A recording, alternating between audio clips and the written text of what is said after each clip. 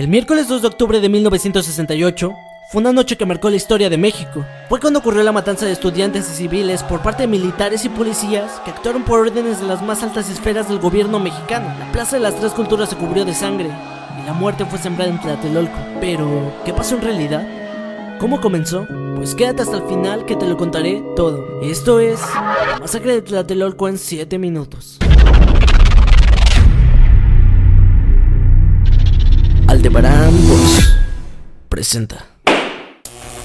El presidente en turno durante este acontecimiento era Gustavo Díaz Ordaz, un ultraconservador que temía supuestamente por la ideología liberal que se estaba viviendo en diversos contextos cercanos al país. Debemos recordar que para estas fechas el gobierno controlaba absolutamente todo. Básicamente, éramos un país gobernado por un solo y único partido. Los presidentes eran electos por dedazo en el Partido Revolución Institucional. Pero regresemos un poco el tiempo para entender el contexto. Julio del 68. Las mujeres ahora podían votar, gracias al anterior presidente Adolfo López Mateos. Y es cierto que el liberalismo se estaba dando en México. A pocos meses de las Olimpiadas, ocurrió un pleito durante un juego entre estudiantes del Instituto Politécnico Nacional y la Universidad Autónoma de México. La Policía Federal entró al UNAM a intervenir, violando completamente la autonomía de la escuela. Debido a esto, comenzaron manifestaciones en contra de la represión del gobierno, y a poco tiempo comenzaron manifestaciones por parte de estudiantes de la UNAM y el Politécnico, aunque con el paso del tiempo se iban uniendo cada vez más y más personas. Ante esto, se formó el Consejo Nacional de Huelga para coordinar protestas de estudiantes y académicos. El 18 de septiembre, el gobierno dio la orden para que militares patrullaran en las calles de la ciudad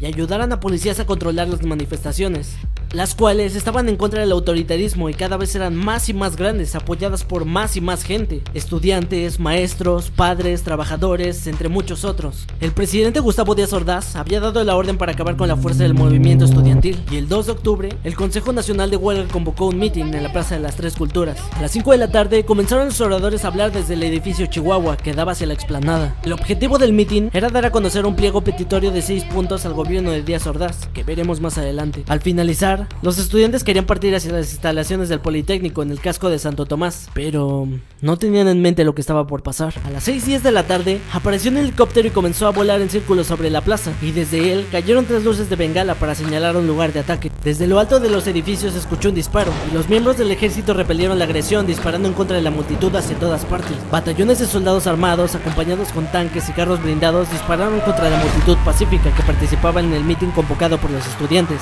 El resultado: decenas de muertos, cientos de heridos y miles de detenidos. Lo más asombroso es que los estudiantes no huían, sino que hacían frente y fuerza de resistencia. Sin embargo, ante el intercambio de fuego, la multitud se comenzó a dispersar y varias personas buscaron refugiarse en alguno de los edificios que rodeaban la plaza. En las horas siguientes al inicio de la masacre, los agentes militares y policíacos realizaron cateos y detenciones ilegales de manifestaciones dentro de varios de los departamentos de Tlatelolco, y con el tiempo se reveló que quienes habían iniciado los disparos el 2 de octubre fueron miembros del Batallón Olimpia, un grupo de agentes del gobierno federal. Ay, es lo más tremendo de mi vida.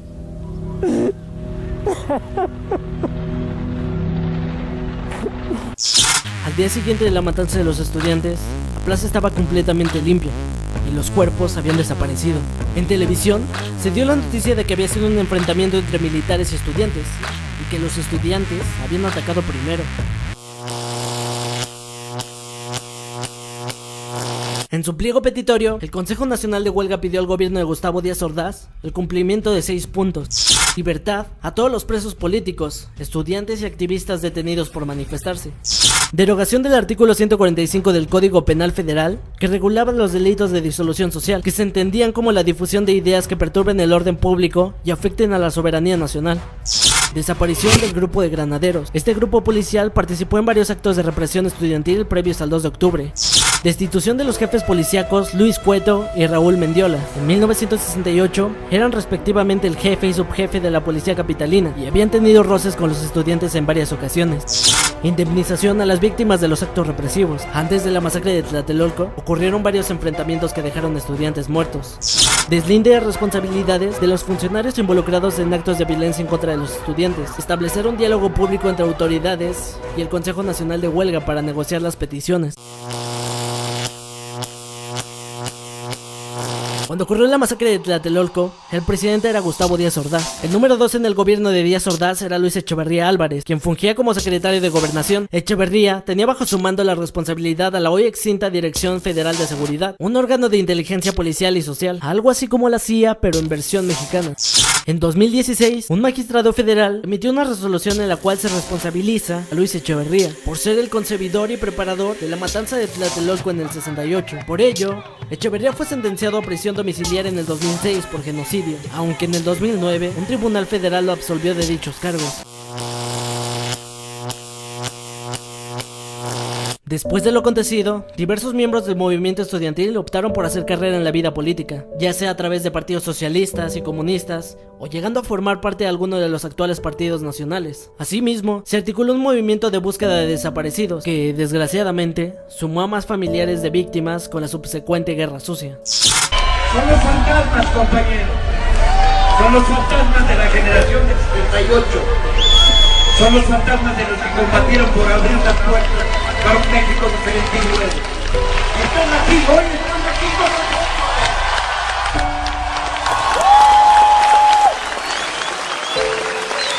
Ustedes son la generación gobernada.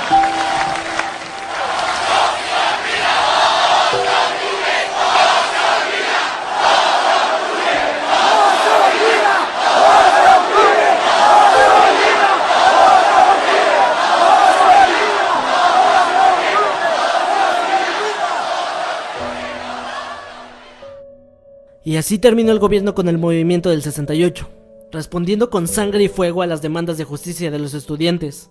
Pero la matanza de Tlatelolco marcó un antes y un después en la historia de México. A pesar de los intentos del Estado por distorsionar los hechos y borrar los recuerdos, la memoria histórica se impuso. Y hoy, todos saben que el gobierno autoritario del PRI, encabezado por Díaz Ordaz, nunca dialogó. En cambio, reprimió y masacró a los estudiantes.